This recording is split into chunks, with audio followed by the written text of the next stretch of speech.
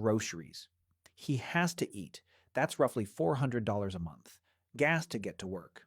That's another $150. Co-pays for the doctor visit he had last month. The prescription he refills every 6 weeks. The vet bill for his dog. The replacement charger for the laptop he uses for work. The dry cleaning. The haircut. The birthday gift for his mom. None of these feel like fixed costs.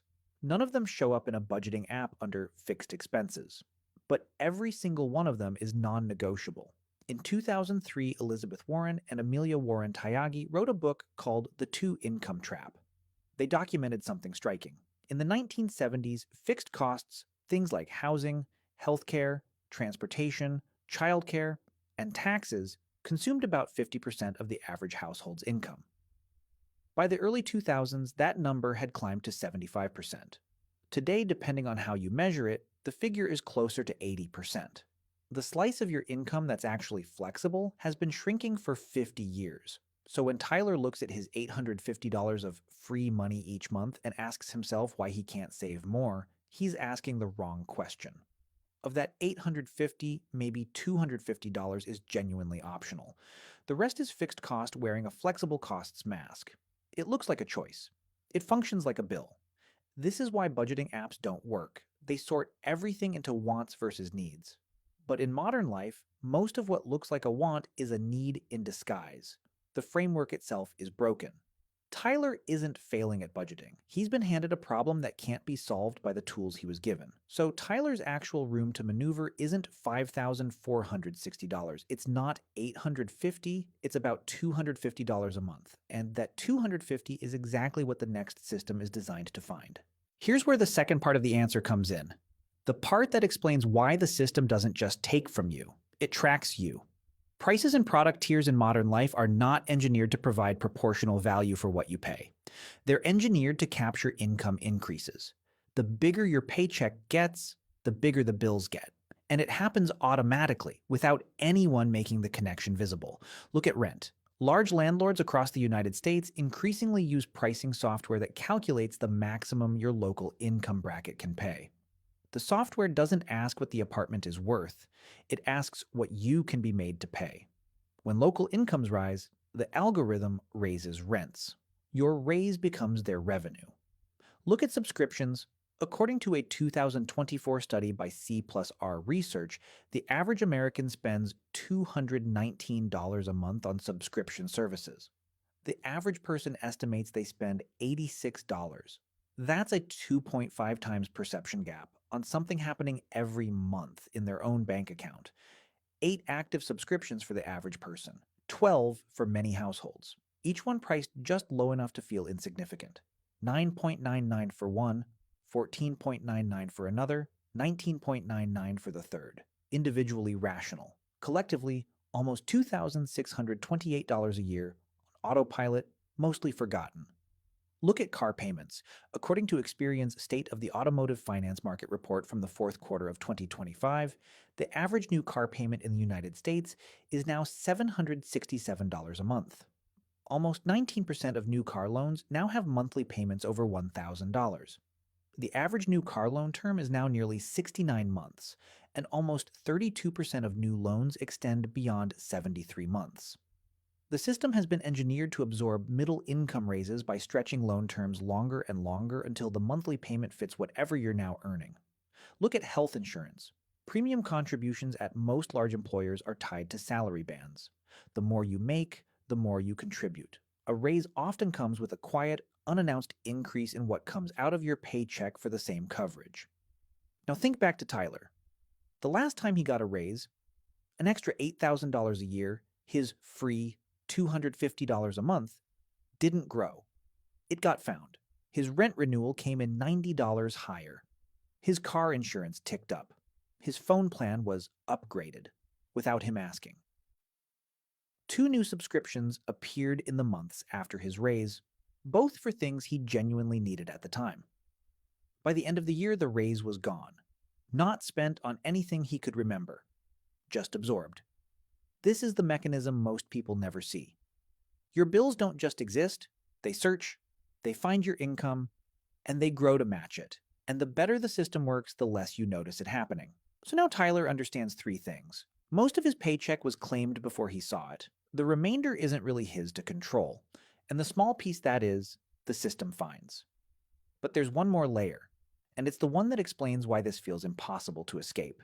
Every single component of the system is individually small enough to feel rational. That's not an accident. That's the design. $14.99 for a streaming service feels reasonable. A $50 rent increase feels like normal inflation. A $40 phone plan upgrade feels like progress. A $767 car payment feels like adulthood. None of these numbers, on their own, are large enough to trigger your brain's "this is too much" instinct. They all sit just below the threshold of pain. This is what makes the system invisible. It's not that you're not paying attention, it's that the system has been engineered specifically to slip past attention. Your brain processes financial pain by individual transactions, not by aggregate patterns. You feel a $200 dinner. You don't feel $200 spread across 14 small monthly charges, each one paid silently while you're at work. The behavioral economist Richard Thaler won the Nobel Prize in 2017 in part for his work on something called mental accounting. His research showed that people categorize money by source and destination in ways that make total outflows nearly invisible.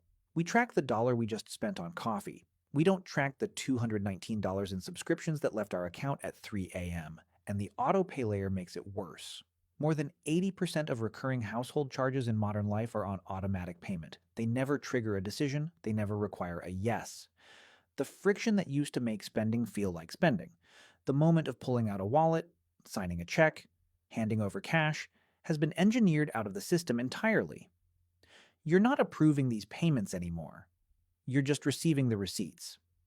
This is why Tyler can't fight what's happening. You can't fight a system you can't see. He isn't lacking discipline. He's lacking visibility. The machine has been designed so that the only number visible to him is the one that's too small to matter.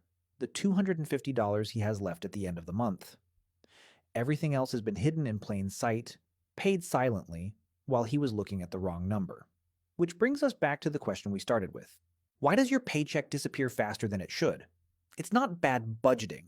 It's not lack of discipline. It's not too much takeout. It's not your morning coffee. It's not even one big mistake you're making and could fix tomorrow. It's four systems stacked on top of each other. Deductions you don't see, taken before the money ever lands. Fixed costs disguised as discretionary, eating most of what's left. Pricing engineered to match your income, hunting whatever margin you build. And fragmentation designed to keep you from ever seeing the total.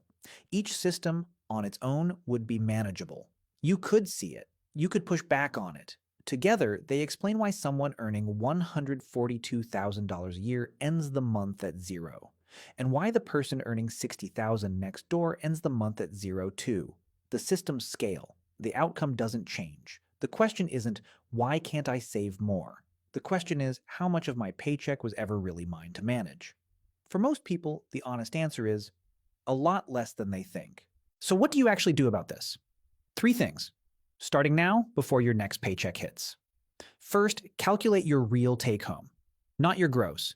Not what hits your account on Friday. Your real take-home, which is what's left after every automatic deduction and every recurring auto payment has fired. That's your actual operating budget. Most people are budgeting a number that's 3 or 4 times higher than the one they actually control. Once you see the real number, you can stop blaming yourself for failing to manage money you never had.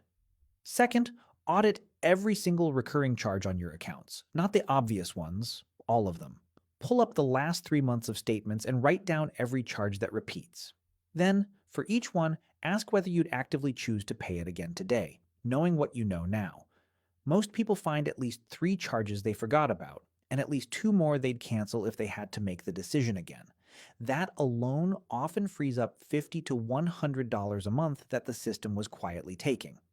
Third, and this is the most important one, the next time you get a raise, a bonus, or any kind of unexpected money, do not let it touch your lifestyle for 90 days. Every dollar that lands in your account during that window goes to investing or savings before the system finds it. Because the system will find it. The only way to keep a raise is to move it out of reach before the rent renewal, the subscription upgrade, and the new car payment all show up to claim it. Your paycheck isn't disappearing. It's being collected, and the only way to keep it is to see the machine before it sees you.